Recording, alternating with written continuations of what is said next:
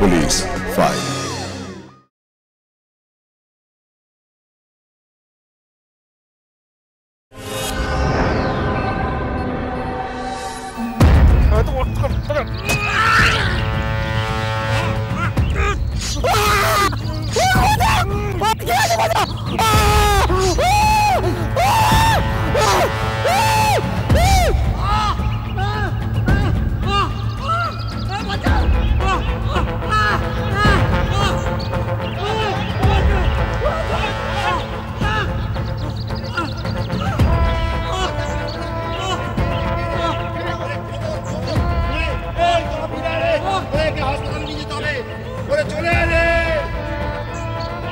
মেদিনীপুরের কোতোয়ালি শহরের বুকে ভর দুপুর বেলায় এক ব্যক্তি অন্য আরেকজন ব্যক্তিকে ভয়ঙ্করভাবে আঘাত করল।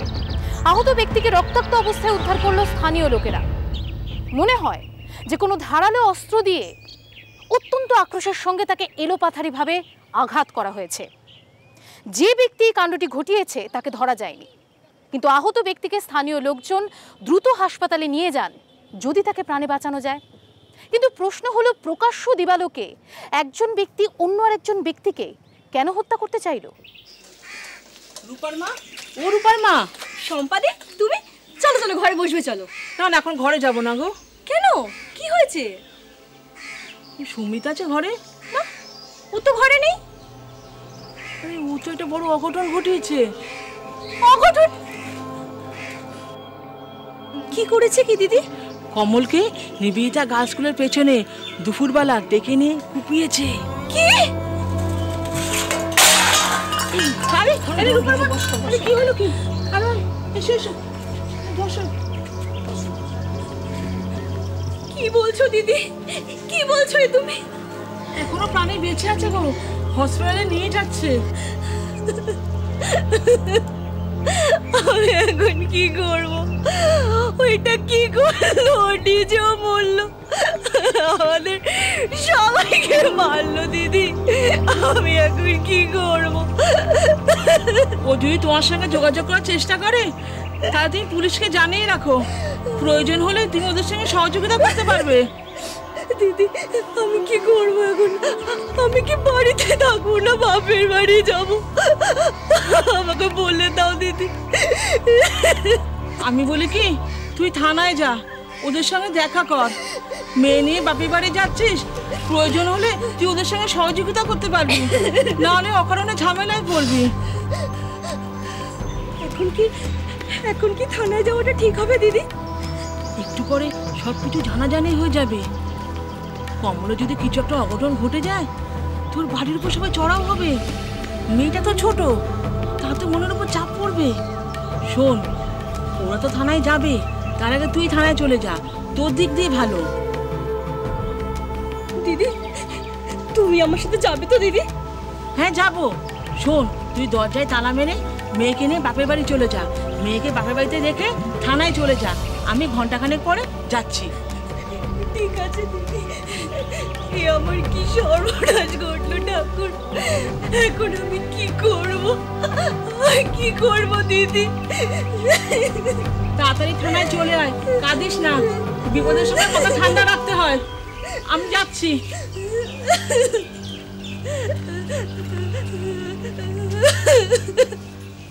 এবার পরিষ্কার হলো কেই হামলা করলো আর কার উপরই হামলাটা হলো।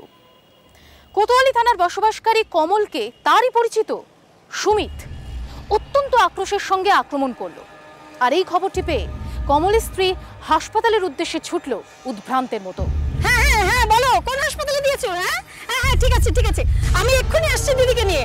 হ্যাঁ তাড়াতাড়ি বলছি দাঁড়া, কথাটা বলিনি। ওকে তাড়াতাড়ি এমার্জেন্সিতে দিয়ে দিও কিন্তু। হ্যাঁ আমি টাকা নিয়ে যাচ্ছি। কি বলছো? বলছে ওরা এমার্জেন্সিতে নিয়ে যাচ্ছে, গাড়িতে আছে। কেমন আছে? ওকে কথা বলছে তো। আরে বাবা অত কথা বলার সময় নেই তো এখন। ভালো আছে, ঠিক আছে, জ্ঞান আছে। ওরে আমরা চল, আবার যাচ্ছি তো, চল। ভাই ভাই কমল, তোমার খুব কষ্ট হচ্ছে না?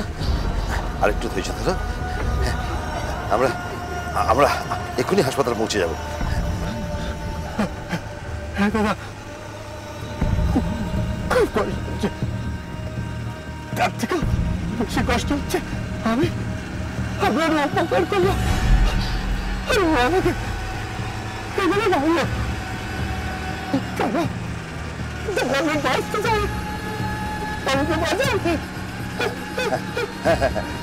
নিশ্চয়ই নিশ্চয়ই তোমাকে বাঁচাবো। হ্যাঁ, তুমি একটু শক্ত হও, একটু ধৈর্য ধরো। ওই তো আমার হাসপাতাল পৌঁছে যাবে এক্ষুনি। হ্যাঁ, আমার সুমিত, সুমিত তো সুমিত কি হয়েছে বলো বলো সুমিত।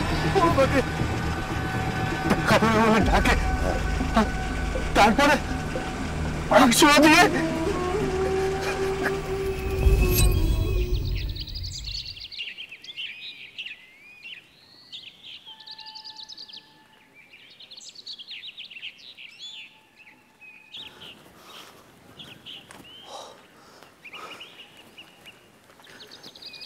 কি ব্যাপার? এই তুমি আমাকে এই স্কুলের পিছনে ডাকলে কেন? তুমি তো টাকাটা আমার বাড়িতে গিয়ে বা দোকানেও দিয়ে আসতে পারতে। কোমল, আমি তোমার সঙ্গে অনেক অন্যায় করে ফেলেছি। তুমি আমার কাছে দাদা দুটো চা দাও। কি সুমিত, কখন এলে? এই তো এই একটু আগে এলাম। ও আচ্ছা, বসো বসো, নাও চা খাও। কি ব্যাপার, সকালবেলা এমন মন মরা লাগছে তোমাকে? বৌদির সঙ্গে ঝগড়াঝাটি হয়েছে নাকি? না না, সেরকম কিছু নয়। না না, কিছু তো একটা হয়েছে, না হলে এমন চুপচাপ তো তুমি থাকো না। বন্ধু হয়ে যদি তোমার জন্য কোনো হেল্প করতে পারি। এত বড় মুখ করে যখন বললে, তখন একটা কথা বলি। হ্যাঁ বলো। একটা অর্ডার পেয়েছিলাম, মনে হয় আজকে ওটা আর পাওয়া যাবে না।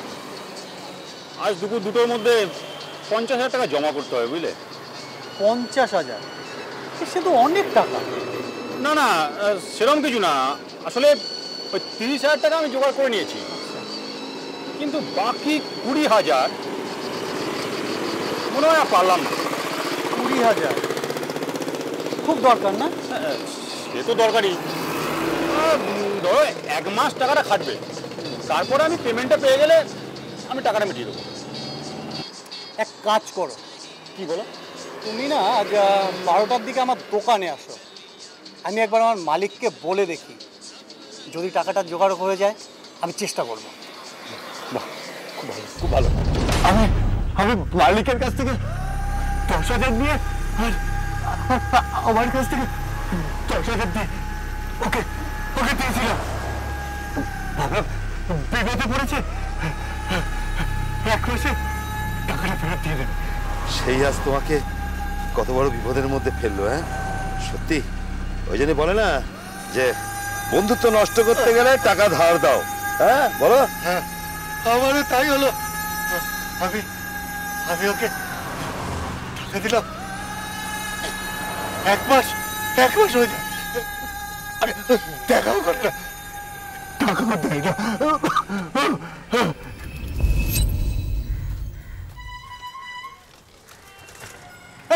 এই সুমিত, সুমিত,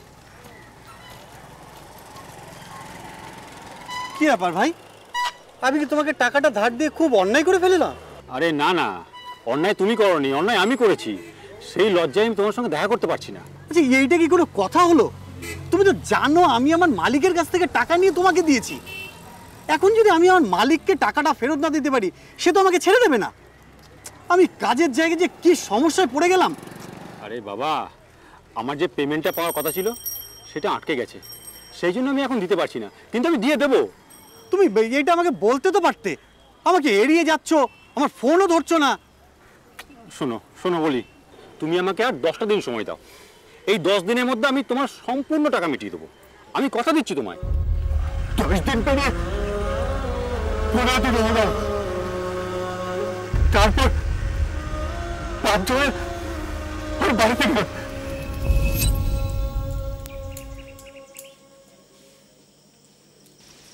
সুমিত, এই সুমিত, এই শুনছো? এই শুনছো? তোমাকে কে যেন ডাকতে এসছে। কে সে? সুমিত, বাড়িতে আছিস? সুমিত, এই শোনো না, একটা কাজ করো না, গিয়ে বলো আমি বাড়িতে নেই, বলো আমি কাজে গেছি, 10 দিন পর ফিরবো। মানে সকাল সকাল আমাকে মিথ্যে বলতে হবে? আর বাবা, যেটা বলছি স্যার করো না, যাও না, যাও।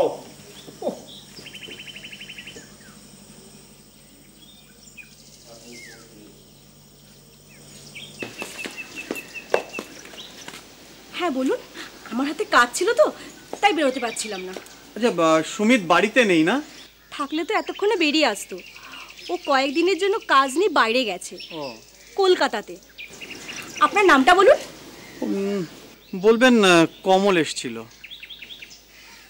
হ্যাঁ হ্যাঁ, ও আমাকে বলে গেছে যে কমল আসতে পারে, বলবে 10 দিন পর এসে যোগাযোগ করতে। কত দিয়ে 10 দিন গেল, কি জানি কি হবে। কিছু বললেন দাদা? না, আচ্ছা আজ আমি আসি, 10 দিন পরেই না হয় আসবো।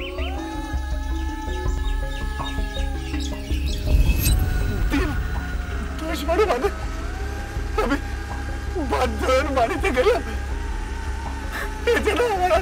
কোনো উপায় ছিল না। আচ্ছা ঠিক আছে, আসুন আসুন, বসুন। সুমিত বাড়িতে আছে? না, ও তো বাড়ি নেই, আপনি বসুন না। আজও বাড়িতে নেই? আচ্ছা বৌদি, আমি যে আজ আসবো ও কি জানতো? আপনাকে একটা কথা বলবো, সেদিন যখন আপনি এসেছিলেন তখন আমি জানতাম না আপনি কেন এসেছিলেন। ওকে জিজ্ঞেস করাতে ও বলল আপনার কাছ থেকে 20,000 টাকা ধার নিয়েছে। হ্যাঁ, ওই প্রায় 2.5 মাস আগে ও আমার কাছ থেকে 1 মাসের কথা বলে ওই টাকাটা ধার নিয়েছিল, আজও ফেরত দিল না। আমি একটা সোনার দোকানে কাজ করি, কত আর রোজগার বলুন। ওদিকে আমার মালিকের কাছ থেকে 10,000 টাকা ধার নিয়েছি, এখন ওই টাকাটা আমার মাইনে থেকে কেটে নেবে। আমি ওকে বলেছি আপনার টাকাটা ফেরত দিয়ে দিতে। ঘরের কথা আপনাকে কি বলবো আমি, ও আমাকে খুব অন্ধকারে রাখে, কোথায় কি করে না করে জানি না। এটা তো খুবই খারাপ ব্যাপার। আসলে আমিও বুঝতে পারছি না আমার টাকাটা ফেরত পাবো কিনা। আপনাকে বিশ্বাস করে একটা কথা বলছি, ও আমার প্রতি খুব অত্যাচার করে। আপনাকে টাকা ফেরত দেওয়ার কথা বললে বাপের বাড়ি থেকে টাকা আনতে বলে। আমি টাকাটা না আনতে পারায় ও বাড়িতে খুব অশান্তি করছে। ছি ছি ছি ছি ছি ছি ছি, ও এতটা খারাপ? আমি ওর সঙ্গে এতদিন মিশে ওকে বুঝতে পারিনি। আপনি কিছু মনে করবেন না, ঘরের কথা আপনাকে বলে দিলাম, আমার তো কোনো উপায় নেই। না না, আপনি কি করবেন? আসলে ভুলটা আমারই ওকে বিশ্বাস করাটা ঠিক হয়নি। আমি একটা কাজ করতে পারি, আমার হাতের 2টো চুড়ি আর গলার হারটা আপনাকে দিচ্ছি। আপনি তো সোনার দোকানে কাজ করেন, বিক্রি করে যা টাকা হবে আপনি নিয়ে নেবেন। ছি ছি বৌদি, এই কি করছেন আপনি? আমি আপনার কাছে টাকা পাই বলে আপনার চেন চুড়ি আপনার থেকে খুলে নেব? এতটা চামার আমি নই। তাহলে আমি কি করব দাদা? না না, আমি ওর সঙ্গে সরাসরি কথা বলবো, ও কেন এমন করছে। আচ্ছা আজ আসি, পরে কিন্তু আবার আসবো, আপনি কিছু মনে করবেন না কিন্তু। না না দাদা, আপনি আসবেন, দেখুন না ওকে চাপ দিয়ে যদি টাকাটা আদায় করা যায়, না হলে তো আমার গয়না রইলই। আচ্ছা আসি, তবে একটা কথা বলবো বৌদি, আমার জন্য আপনি ধার করতে বাইরে বেরোবেন না, আর পারলে প্রতিবাদ করুন, অন্যায়টা মেনে নেবেন না। আর কতক্ষণ থাকবে দাদা, আমি তো পারছি না। ওই তো হাসপাতালে চলে এসছে, আরেকটুখানি নিজেকে শক্ত করো, ধৈর্য ধরো। ওই তো আমরা হাসপাতালে এসে গেছি।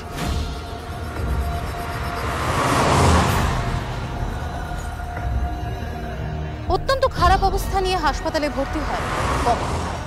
ডাক্তাররা আশাবাদী ছিলেন যে কমলকে বাঁচানো যাবে, তারা 72 ঘন্টা সময় দিলেন। কমলের স্ত্রী স্বামীর উপর হওয়া এই ভয়ঙ্কর আক্রমণের জন্য থানায় গিয়ে এফআইআর করে এবং সেখানে গিয়ে তিনি জানতে পারেন যে এই ঘটনার জের আগেও ছিল। অবাক হন রীতা। আচ্ছা, আপনি আপনার ফোন নাম্বারটা বলুন। 877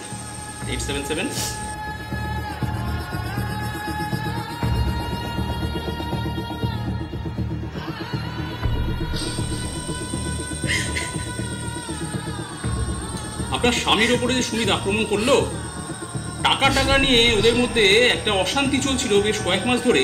আচ্ছা, এই বিষয়ে কি আপনি কিছুই জানতেন না? না স্যার, ও আমাকে আগে কিছুই জানায়নি। এই সুমিত কিন্তু খুব বাজে মানসিকতার ছেলে। ও কমলের কাছ থেকে 20,000 টাকা ধার নিয়েছিল। তারপর সেই টাকা আদায়ের ব্যাপারে সুমিতের বাড়িতে যাতায়াত শুরু করে কমল। এর পরের ঘটনাটা আমি আপনাকে বলি, তাহলে আপনি বুঝতে পারবেন কোথাকার জল কোথায় গড়িয়েছিল। আমরা এই সমস্ত কিছুই জানতে পারি সুমিতের বউয়ের কাছ থেকে। ও সুমিতের ওপরে চাপ সৃষ্টি করত যাতে কমল টাকাটা ফেরত পেয়েছে।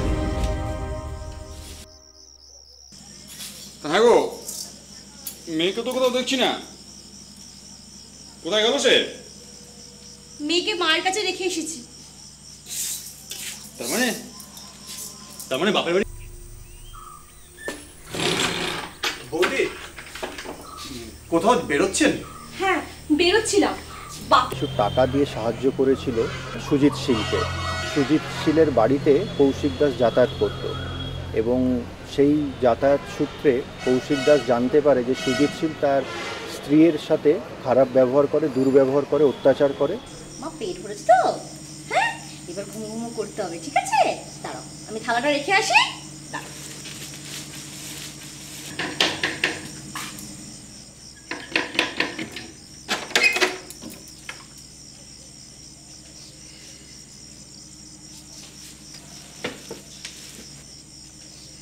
মা চলো, এবার ঘুমিয়ে পড়তে হবে। হ্যাঁ, নাহলে যে জুবুরি আসবে। চলো আমরা এবার ঘুমিয়ে পড়ি। আজ তোমার বন্ধু কমল এসেছিল।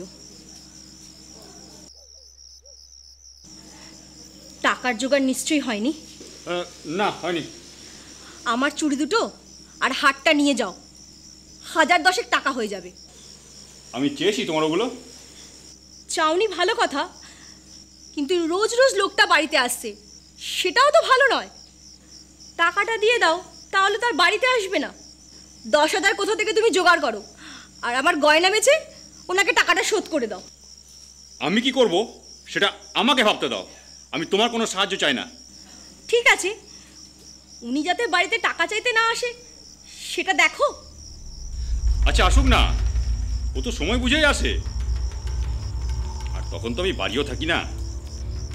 কি বলতে চাইছো তুমি? আসতে দাও না, ওর তো এখানে আসতে ভালোই লাগবে। সেই সঙ্গে তুমি একটু আদর আপ্যায়ন করবে, আর গায়ে গায়ে আমার ওই টাকাটা একটু শোধও হয়ে যাবে। তুমি আমাকে খারাপ ইঙ্গিত করছো? কি বলছো একবার ভেবে বলছো? হ্যাঁ, আমি ভেবেই বলছি। তুমি ওরে এত কালতি করছো, তাই বলছি। ছি ছি ছি ছি, তুমি এত নিচে নেমে গেছো?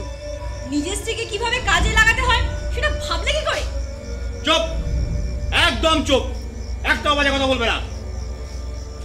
ওকে কিভাবে জব্দ করতে হয় আমার জানা আছে।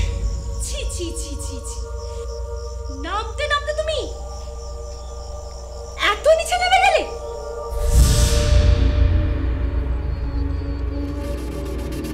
আর বল, কি বলবো দাদা, যা গরম পড়েছে না, বিভৎস গরম। আরে এই যে সুমিত দা, কি খবর? একদিন কোথায় ছিলে? আরে বাবা, গিয়েছিলাম কলকাতায়, আচ্ছা, একটা কাজের জন্য গিয়েছিলাম। তা কমলদা তো প্রায় তোমার কথা জিজ্ঞেস করে, রোজই তোমার কথা জিজ্ঞেস করে। আমার কথা জিজ্ঞেস করে? তো কি জিজ্ঞেস করে? না মানে তেমন কিছু না। যাক, তা টাকার কথাটা বলেনি তাহলে। কি ভাবছোটা কি? হ্যাঁ, না ভাবছি মানে একটা খারাপ ব্যাপার ঘটে গেছে, বুঝলি তো, সবাইকে তো বলা যায় না। তুই কাজ কর, আয় তোকে বলি, আয়। বুঝলি, আমি তো কলকাতা গিয়েছি, তো সেটা কোমল জানতো। এরপর হয়েছে কি, ও আমার ঘরে গিয়েছে, যে তোর বৌদিকে জানতে চেয়েছে, তোর বৌদি বলেছে আমি নেই, ও চলে এসছে, এসে তোকে আবার জানতে চেয়েছে যে আমি আছি কিনা, তুইও বলেছিস নেই। এরপর ও আবার আমার বাড়ি গেছে, আমার বউ যথারীতি একটু আদর আপ্যায়ন করে চাটা খাইয়েছে, ও তারপর আবার এসছে। এভাবে 2-3 বার খোঁজ নেওয়ার পর ও যখন দেখেছে আমি এখানে নাই, ও একদিন আমার ঘর গেছে গিয়ে, এবার তোকে কি বলবো বল, মানে তোর বৌদির সঙ্গে ওই আজে বাজে অনেক কাজকর্ম করার চেষ্টা করেছে, বুঝলি? এ কি বলছো দাদা? আমার তো বিশ্বাস হচ্ছে না। আরে কমলদা তো এরকম লোক নয়। আরে বাবা, মুখ দেখলে কি আর কারো মন বোঝা যায়? হ্যাঁ, আমিও তো জানতাম না। না, এটা কিন্তু ঠিক নয়। চলো চলো আমরা কমলদাকে গিয়ে ধরি। না না, আমি ধরবো না, ওকে আইন ধরবে। তার মানে তুমি থানায় যাবে? হ্যাঁ, অবশ্যই যাবো। শোন, যদি আমি ওকে ধরি না, কিছু বলি না, ও ডাহা মিথ্যা কথা বলে দেবে, অস্বীকার করে যাবে। কিন্তু পুলিশ যখন ধরবে ও বাধ্য সত্য কথা বলতে। এই শোন না, তুই কি আমার সঙ্গে থানায় যাবি? সে আমি যেতেই পারি, কিন্তু অভিযোগটা তোমাকেই করতে হবে, কারণ আমি তো কিছু দেখিনি। না না, তোকে এমনি কিচ্ছু বলতে হবে না, তুই শুধু বলবি যে ও তোর কাছে এসে আমার খোঁজ নিত কিনা, ব্যাস এই সত্য কথাটা বলতে পারবি। হ্যাঁ ব্যাস, তাহলে হবে। চল, ঠিক আছে, চলো চলো চলো চলো চলো। থানাতে একটি ছেলেকে নিয়ে এসে অভিযোগ করলো সুমিতের বাড়িতে না থাকার সুযোগ নিয়ে কমল বারবার ওর বাড়িতে যেত এবং একদিন সুযোগ বুঝে ও স্ত্রীর সাথে খারাপ ব্যবহারও করে। ছি ছি ছি ছি, এ তো নিজ মনের মানুষ, নিজের স্ত্রীকে ব্যবহার করতেও বাঁধলো না। ওর সঙ্গে যে ছেলেটি ছিল না, সে ওই একই কথা বলল। কমল রোজ চায়ের দোকানে গিয়ে খোঁজ করতো সুমিত এসেছে কিনা, অথচ ও রোজ খোঁজ করতো টাকার জন্য। টাকার জন্যই ওর বাড়িতে গিয়েছিল। এরপর আমরা খোঁজ খবর করে কমলকে পাই ওই নির্দিষ্ট চায়ের দোকানে, যেখানে ওরা রোজ বসতো।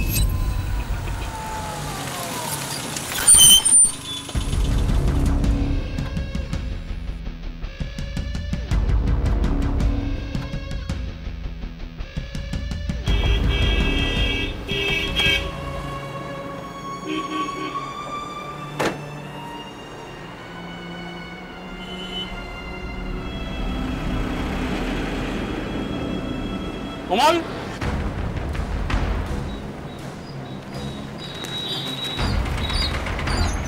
হ্যাঁ স্যার বলুন।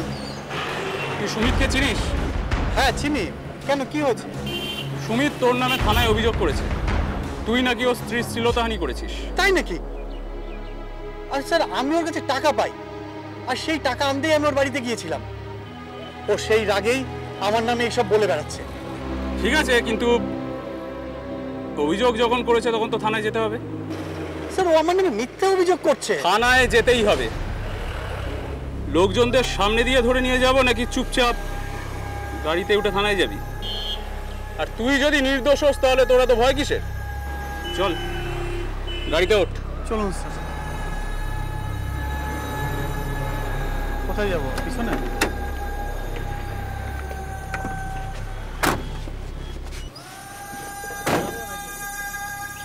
কি যে করে না কিছু বুঝতে পারি না।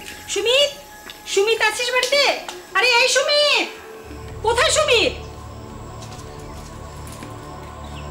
কি হয়েছে দিদি? থানা থেকে আমাকে ফোন করেছিল, তোমাকে আর তোমার স্বামীকে যেতে বলছে। থানা থেকে? থানা থেকে আপনাকে ফোন করেছিল কেন?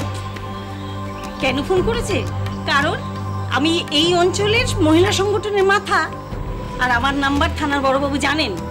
তোমরা অভিযোগ করেছো, তোমরা জানো না? আমরা অভিযোগ করেছি। কার নামে? কমল, কমলশীল। তাকে তো থানায় ধরে নিয়ে গেছে তোমায় শ্লীলতাহানির অভিযোগে। আমার শ্লীলতাহানি আমি জানতে পারলাম না? নিশ্চয়ই কমলদাকে ফাঁসানো হয়েছে। এই শুনছো? বেরিয়ে এসো, বেরিয়ে এসো, দিদি তোমায় ডাকছে। কি হয়েছে? কি হয়েছে? তুমি অভিযোগ করেছো কমলের নামে, সেটা প্রমাণ করতে হবে না? চলো থানায় চলো, অফিসার ডেকে পাঠিয়েছে, আর বউকে সঙ্গে নিয়ে চলো। আচ্ছা আচ্ছা, ঠিক আছে, যাবো, আমরা যাবো। আমি চলুন। না, এক্ষুনি তোমাকে আমার সাথে যেতে হবে। অভিযোগটা তুমি করেছো, তাই তোমাকে থাকতেই হবে। চলো, শিগগিরই চলো।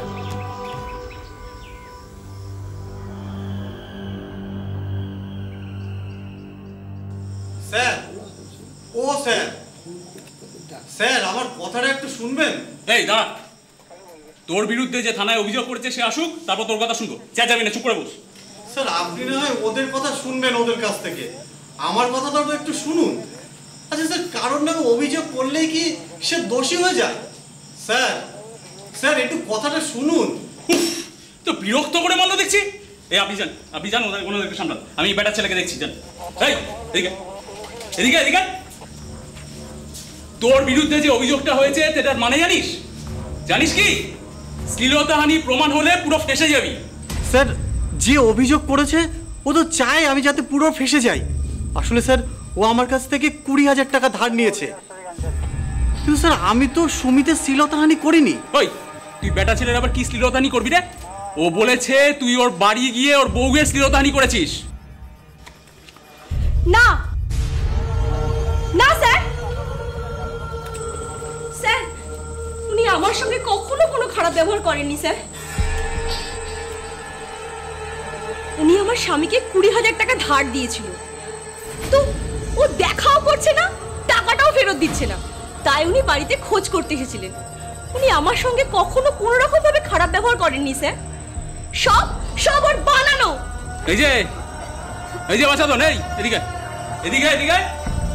কি রে, তোর স্ত্রী যেগুলো বলছে সেগুলো সত্যি তো? বলবে কি? হ্যাঁ কি বলবে? কোনো কথা বলার মুখ আছে ওর?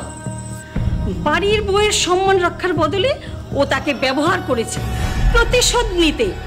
এই সমস্ত ছেলেদের না রাস্তার কান ধরে উঠবস করানো উচিত। এই যে এদিকে আছো, লগাবে পড়ো এক্ষুনি।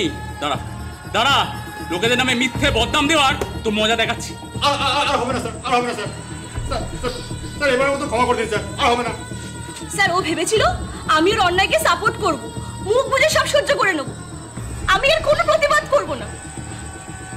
কিন্তু স্যার একটা ভালো মানুষের নামে কখন এরকম বদনাম দেওয়া যায়?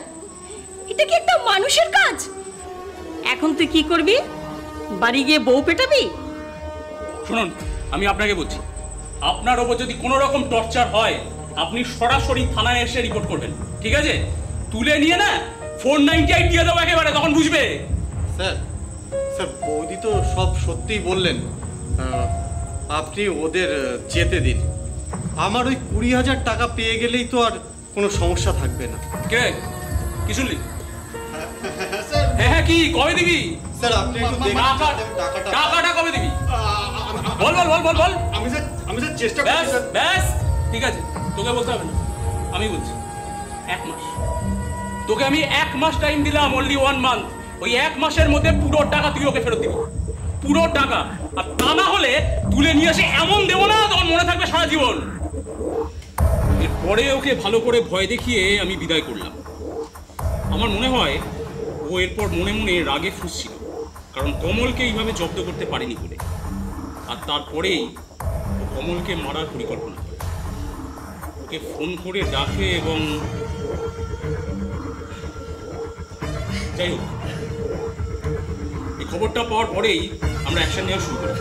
আমরা আমাদের একটা টিমকে পাঠিয়ে দিই, আর খোঁজ খবর করে ওর মোবাইলের সূত্র ধরে আমরা ওকে ট্রেস করার চেষ্টা করছি। ওর মোবাইলটা খুললেই ধরা পড়বে। তাছাড়া ওর বাড়ি এবং সম্ভাব্য জায়গায় আমরা খোঁজ খবর নিচ্ছি। আপনি একটা কাজ করুন, আপনি হাসপাতালে যান, আপনার স্বামীকে সুস্থ করার চেষ্টা করুন। আর আপনার ফোন নাম্বার তো এখানে দেওয়াই আছে, ও ধরা পড়লে আমি আপনাকে জানিয়ে দেবো।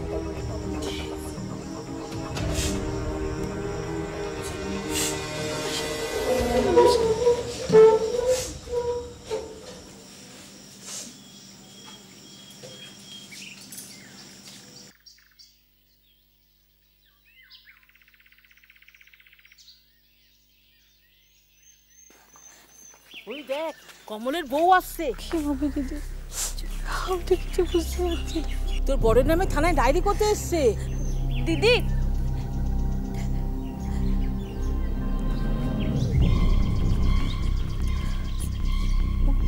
দিদি আমার স্বামীর হয়ে আমি আপনার কাছে ক্ষমা চাইছি দিদি। তুমি সুমিতের বউ? তুমি কেন ক্ষমা চাইছো? তুমি তো কোনো অন্যায় করনি, সবই আমার কপাল। বন্ধুত্বের দাম দিতে হচ্ছে ওকে। দিদি ওর যা সাজা হবার তা হবেই। আপনি আপনি আগে কমলদাকে সুস্থ করে তুলুন। উনি সুস্থ হলে আপনার মনটা শান্তি পাবে। দিদি, আমি আমি যেভাবে পারি টাকাটা শোধ করে দেবো। আবার আবার মেয়েকে নিয়ে তোমার এখন পথে বসতে হবে। আমাকে আমাকে বাকি জীবনটা ওর ওর বাপের পূজা বইতে হবে। তুমি থানায় কেন এসেছিলে? দিদি, পুলিশকে জানাতে হবে যে আমি সব রকম সাহায্য করব। আমাকে তো এখন বাপের বাড়ি থাকতে হবে। পুলিশ যাতে না ভাবে যে আমি পালিয়ে গেছি, তাই আমার ঠিকানাটা জানাতে এসেছিল। ঠিক আছে, আমি এখন হাসপাতালে যাচ্ছি। দিদি, ওর নামে ডায়েরিটা করেছেন তো? হ্যাঁ করছি, আর পুলিশ ওকে খুঁজছেও। তো ধরাও পড়বে দিদি। ও প্রতিশোধ নেওয়ার জন্য করলো। ও পালাতে পারবে না, ও পালাতে পারবে না দিদি। ও তো ক্রিমিনাল নয়। ও ঠিক ঠিক ধরা পড়বেই। দিদি, একটা কথা বলবো? কমলদাকে আমি বলেছিলাম আমার এই হাতের চুড়ি দুটো আরে গলার হারটা ওনাকে নিয়ে যেতে বলেছিলাম। উনি তো সোনার দোকানে কাজ করে। এটা বেচে যা টাকা হবে উনি নিয়ে নেবেন। উনি নেননি, আমি অনেকবার দিতে চেয়েছিলাম। এটা এখন আপনি নিন, কমলদার চিকিৎসার কাজে লাগবে। দেখো, উনি যখন নেননি আমিও এটা নিতে পারবো না, তুমি রাখো।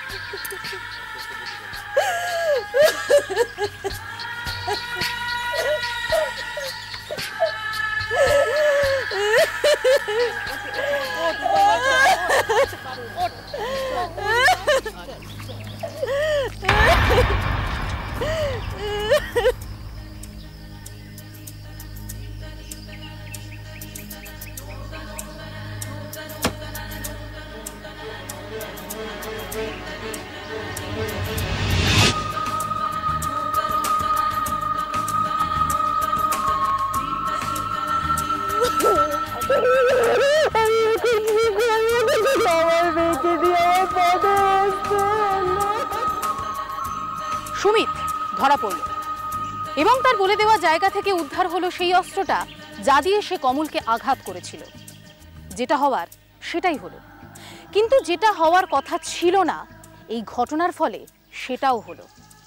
টাকা ধার দিয়ে উপকার করে কমলকে মৃত্যুর মুখে পড়তে হলো, আর স্বামীকে বারবার সংযত হয়ে টাকা ফেরত দেওয়ার কথা বলে এক ভয়ঙ্কর অনিশ্চিত জীবনের মুখে পড়তে হলো রানী এবং তার শিশুকন্যাকে।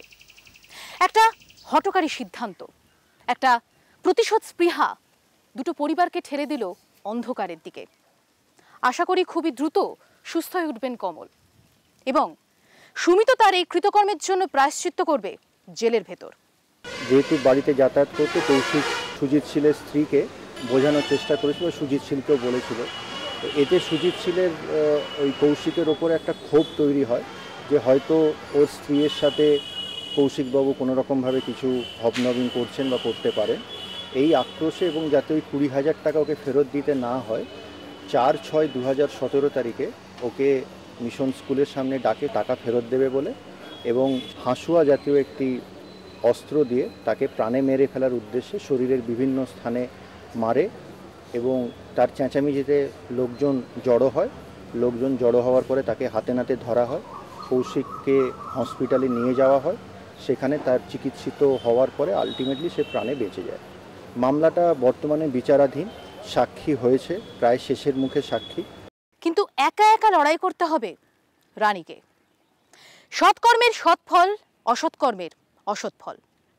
তাই কোনো হঠকারী সিদ্ধান্ত নেওয়ার আগে 100 বার ভাবুন, কারণ আপনার কৃতকর্মের ফল কেউ ভোগ করবে না, আপনাকেই ভোগ করতে হবে। আজকের মতো এ পর্যন্তই। আপনাদের সঙ্গে দেখা হবে আগামী পর্বে। ততক্ষণ ভালো থাকুন, সাবধানে থাকুন, আর অবশ্যই সদা সতর্ক থাকুন, আর দেখতে থাকুন পুলিশ ফাইলস।